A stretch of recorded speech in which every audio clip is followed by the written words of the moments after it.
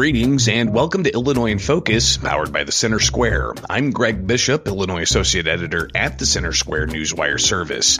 This week for Illinois in Focus, we'll discuss several actions President Donald Trump's recently taken on the U.S. Department of Education, election integrity, and efforts to shore up taxpayer costs at the United States Postal Service. We'll also review a slew of actions taken at the Illinois Statehouse. All of that and more when we return with Illinois in Focus.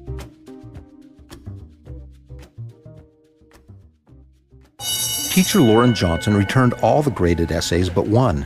He believed that one student was capable of more. I don't believe taking the middle of the road is your philosophy. This time, write something you really believe. The student wrote a new one about excellence.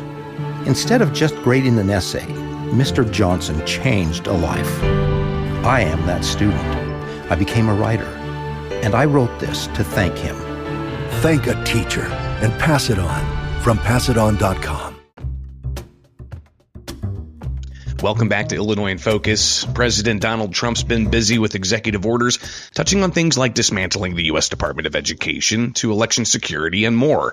The Trump administration is even looking at shoring up costs at the United States Postal Service. Joining me to discuss this and more is the Center Square Illinois reporter Jim Talamonte. Jim, let's first start with the U.S. Postal Service and the back and forth between Republicans and Democrats on trying to find taxpayer savings. It's really interesting, Greg. This is, Democrats seem to have kind of a coordinated effort centered around some rallies last weekend organized by union leaders. And it was, President Trump hasn't come out with specific plans. There's no order that's been issued. He has suggested that there could be privatization or perhaps more likely a merger of the U.S. Postal Service into the Department of Commerce. And, well, this has Democrats screaming foul, and some of the National Letter Carriers Association top union bosses screaming foul as well. But the idea here is kind of what it's been throughout much of this early period of the second term of Donald Trump's presidency, or his second term, and that is efficiency and government efficiency. Obviously, Elon Musk has been the spearhead, the kind of the leader of this, but it has filtered down into individual departments. And we haven't heard a lot from Commerce Department officials or even from Musk on the Postal Service, but the president suggested this, and it set off, in particular last weekend, just a flurry of responses and tweets and protests from, again, mainly union leaders and Democrats in Washington. So as far as specific plans, the president hasn't laid anything out. As far as we know, Musk hasn't laid anything out, but just the idea of change has shocked some people, or perhaps just moved some people to protest on this. So, what exactly would happen, there's whether there would be jobs cut or simply a change of how the bureaucratic setup is, we don't really know yet. So because there isn't, again, a specific thing to actually protest, just the suggestion that there could be a change set off the protests.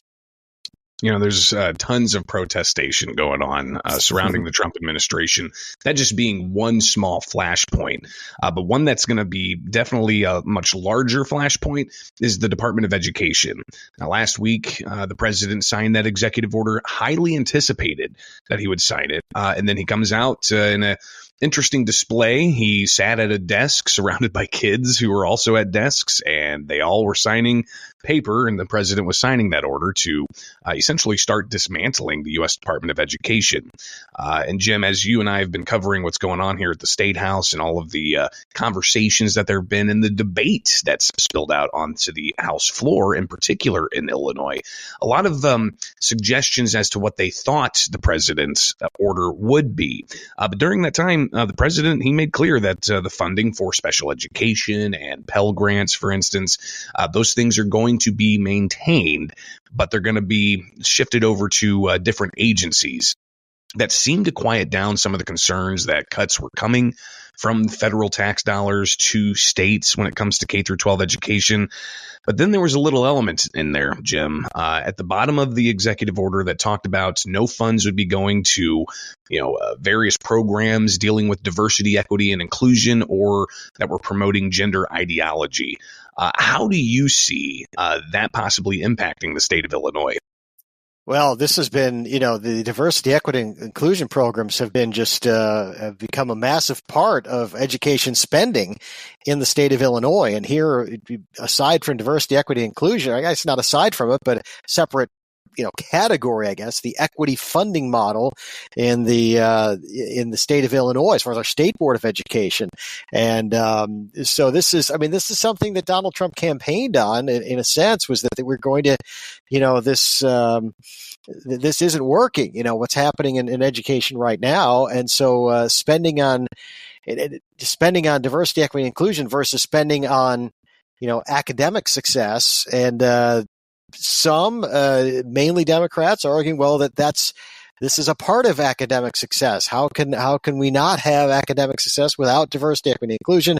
Others say, well, since these DEI programs have been implemented, not only have academics not improved by various metrics, well, they've gotten worse. And actually, that goes back to the establishment of the Department of Education back in the 70s.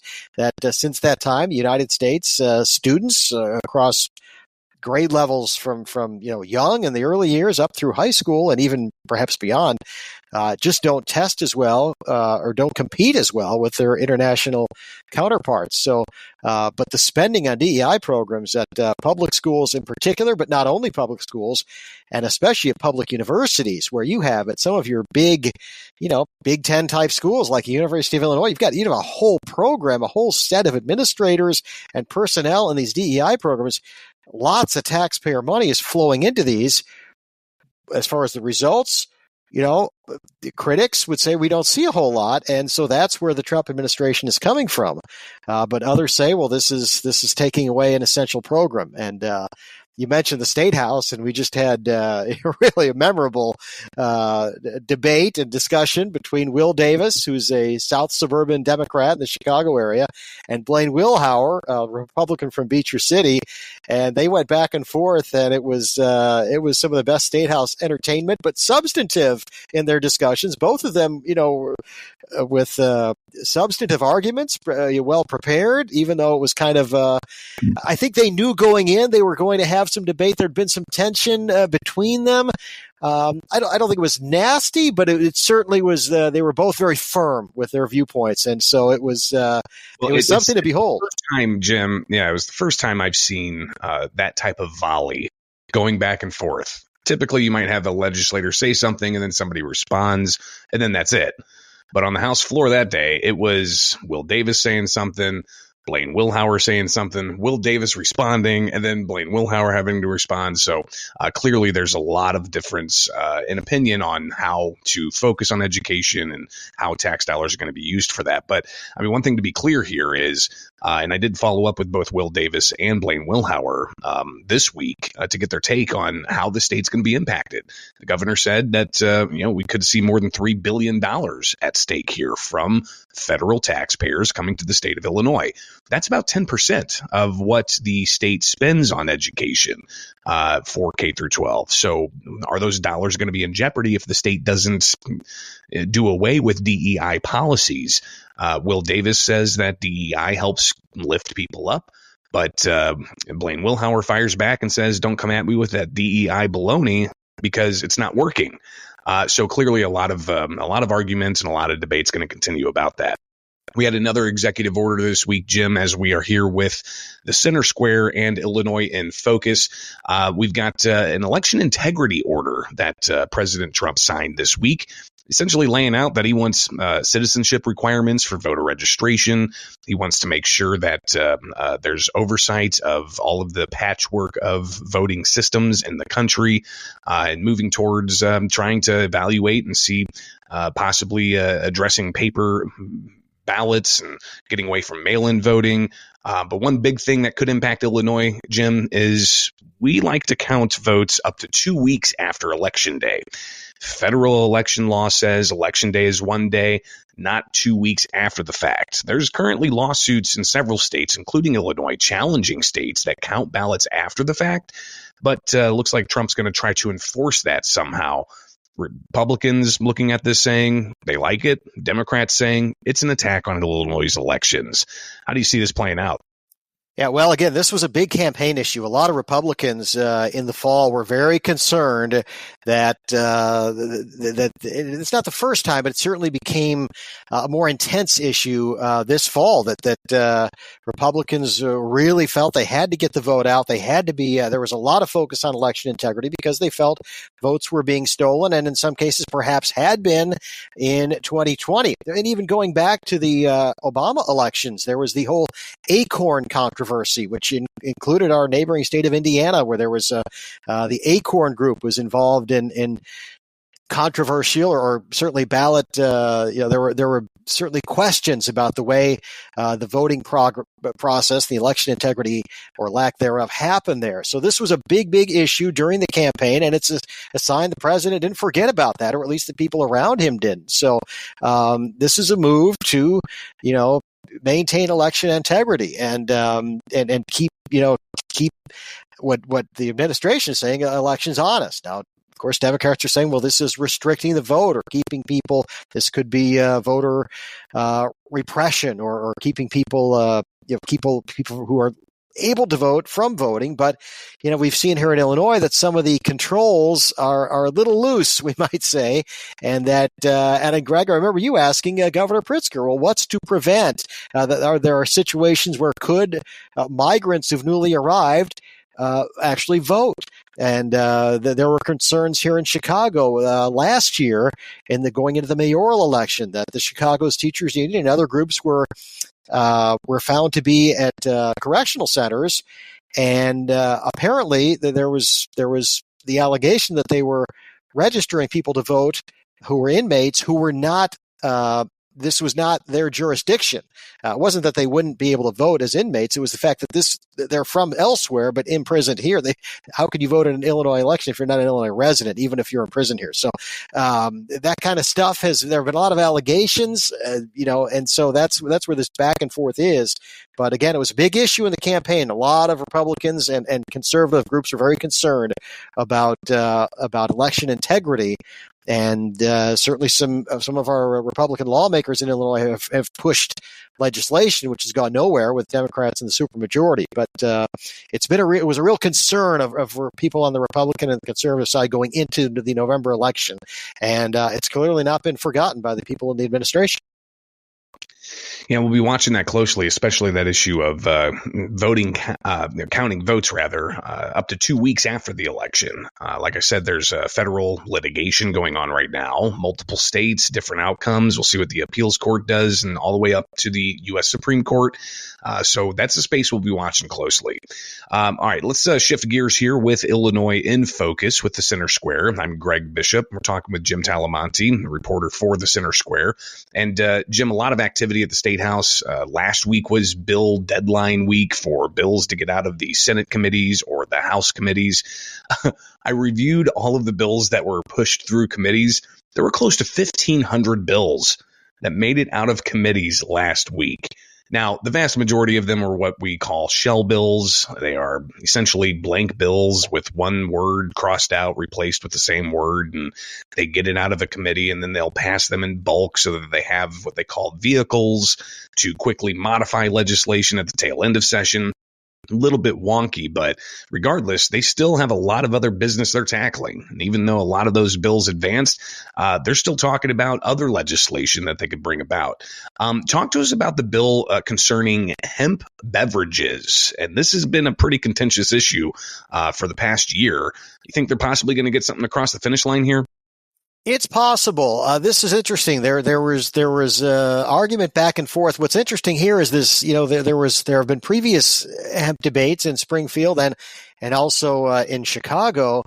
This legislation that was discussed this week, bill by Bill Cunningham, a Chicago Democrat, it would impose taxes and force regulation of hemp businesses, but only involving hemp-derived intoxicating beverages, and this would force the businesses that produce these hemp-derived drinks to be regulated by the Illinois Liquor Control Commission. So, and it would also allow them to be taxed. That's what lawmakers are really getting at here, especially in what's been called a quote challenging budget year, where we still have a budget that's a record budget, substantially higher than last year. Revenue is the word, or in other words, ways to bring in more money from taxpayers, fee payers, et cetera. And so that's what this is getting at. And that's what lawmakers really want out of this, I think, more than anything. But hemp businesses are saying, well, wait a minute, this is Justin Ward operates a hemp farm in Rushville. And he said this prevents direct sale to consumers and forces hemp businesses into that 3-tier system like you have for liquor. We had a separate craft distillery debate on a similar thing here, where instead of being able to sell directly to consumers, hemp businesses have to go through distributors, as would your beer salesman, et cetera. So there's a lot of regulation, a lot of taxes. So people in the hemp industry are very concerned about this. But again, lawmakers want to regulate this, given that these are intoxicating beverages. And one of the lawmakers or witnesses brought up the Four Loko controversy of some years back, when these highly caffeinated drinks caused some problems in terms of fatalities, really, connected to that drink. But so that's what the concern is. So. Highly caffeinated, but highly caffeinated in high alcohol content. Right, the combination. So that's and it was actually. Chris Coleman, the Associated Beer Distributors of Illinois, who was in support of this, and that hemp beverages would come under the same regulation that beer producers face. So interesting back and forth on this. There's going to be a lot more talk about it, but it's really hard to say which way it's going to go, because there's pretty strong feelings on both sides of it. No question. That same Senate committee where they were doing subject matter, just hearing a slew of different measures impacting liquor. It was actually the Senate Liquor Committee. Yes, there is a committee specifically for that. But Jim, you held in there and you watched all of this, and you even picked up another story there about distilleries. Now, Illinois, we have craft brew. They were able to, help legislation years ago get the craft brewery industry up and running. There were questions about, direct to consumer type of outlets, or if they had to go through retailers and distributors. Wines as well, local wineries looking for that same type of thing. They're still pushing to get some kind of fewer restrictions so they can have better access to the market. Now, distilleries are looking for this same type of thing. Talk a bit about what you're hearing from the various industry players, right? Because there's producers, there's transporters, and there's retailers. They all seem to kind of be wanting to ensure they capture their side of this marketplace. Yeah, absolutely. The bill that was primarily discussed, Senate Bill 1618 from Salida Villanueva of Chicago, would create a distillery shipper's license, a distiller's license, and a spirit showcase permit. And this would allow direct-to-consumer shipping, which is not currently permitted for craft distillers, most of whom are pretty small here in Illinois. And Carrie Cole of Take Flight Spirits in Skokie said, we're in an impossible situation. There's a restaurant right down the street, wonderful people. They want to sell our product, and they can't because the distributors are not interested in us because we're so small, and we need them to grow, the distributors, but they're not interested in us until we are able to grow. And if we could self-distribute some of our product, this would help us become more attractive to distributors and help us grow our business. And this is keeping us from being able to do that. And eventually we can be snuffed out because we just can't distribute. And on the other hand, Illinois Retail Merchants Association is opposed because they say, well, this is going to take retailers out of it. The distillers will sell directly to consumers.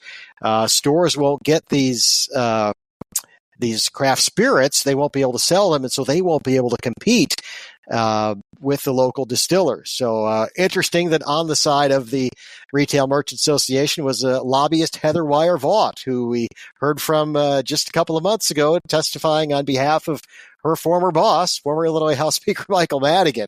And so she was representing another group that was opposed to this. So interesting debate. Again, the Villanueva bill seems like common sense to open things up for business in Illinois, but our state's known for not necessarily opening things up. another bill discussed in that same liquor control discussion, in that same liquor committee hearing. A lot of content in the liquor committee here in Illinois. There was a bill about storage. This one comes from State Senator Steve McClure of Springfield, and he has a constituent. Rosie and Earl's Smokehouse Saloon in Findlay, small town, small business, said, well, he's doing so well, he doesn't have enough room to store alcohol. And if he has to take up a couple of parking spaces on busy nights, he loses customers because there's nowhere to park. So he actually bought the building across the street, which I think was a former store. It had a walk-in cooler, perfect for him to store alcohol, and he could just walk across the street. He said it's about 30 feet from the front door of his establishment, Rosie and Earl's, to this building across the street, which he now owns, has a permit for, etc., to store. But because he has to cross the street, he's not allowed to transport the alcohol from across the street to his business or vice versa. And he got fined $1,000 because he didn't know this. And he was storing it. I mean, really, I understand, ignorance of the law is no defense, but you're right. He said the street's so narrow. Yeah. As a restaurateur, you're thinking, I've got to be able to store my alcohol. Oh, I own this facility. That makes sense. Right. How can you not? Yeah. Could I not bring it from my home? Right. And so the Illinois Liquor Commission had representatives there, and the legal counsel, Rick Haymaker, said, well, this would set a precedent. And if we do a carve out here, there would be other carve outs. This would authorize off-premises warehousing of alcohol. Well, the other lawmakers in the committee, Christina Castro was one, Linda Holmes, they're all trying to work with Kurt Wooters and McClure, because this is just common sense. And one of the things that was brought up was, well, why isn't this an issue for the local liquor commission? Why is this state? Nobody said the word state overreach or big government overreach, but why is the whole state of Illinois worried about a poor guy with a small business in Findlay, and it's not on a state government property. It's not, it's not in the state cap. This is he can't cross the street to bring his booze across the street to serve his people. And so Haymaker from the control commission, the state control commission, he'd be happy to work with Wooters and the local commission to find a solution. That's what he said, but he still testified against the bill, which again seems like an obvious common sense measure to just, again, let a small business operate. And, a lot of critics of Illinois and Illinois politics would say, well, this is why we lose businesses here in Illinois, because of this kind of stuff. And something else just briefly here, because I do want you to talk a little bit about the potential financial impact of the NCAA, and this fits right into there. Lawmakers also discussed different types of gambling regulations, and I'll just touch on this briefly, as they held a committee hearing talking about sports betting, and they want to try to regulate the amount that people can actually bet per day or per month. But they also talked about fantasy sports, Jim, and I think this kind of gets to some of what you were elucidating there in the conversation about, controlling liquor, and the idea that, more regulations means possibly more funds for state governments through taxpayers and such. But the idea is to regulate fantasy sports in the state of Illinois, to require fantasy sports operators to pay a pretty sizable fee to operate in the state. And State Senator Christina Castro, who has this measure, she says, if you want to play in Illinois, you're going to have to pay. So that's something that I think kind of rings true for a lot of this. But in this pay to play, Greg. That's what we're all about here, right? Right. That's fascinating stuff there. Thanks for joining us, Jim. As always, people can stay up to date with all of these stories and so much more at thecentersquare.com.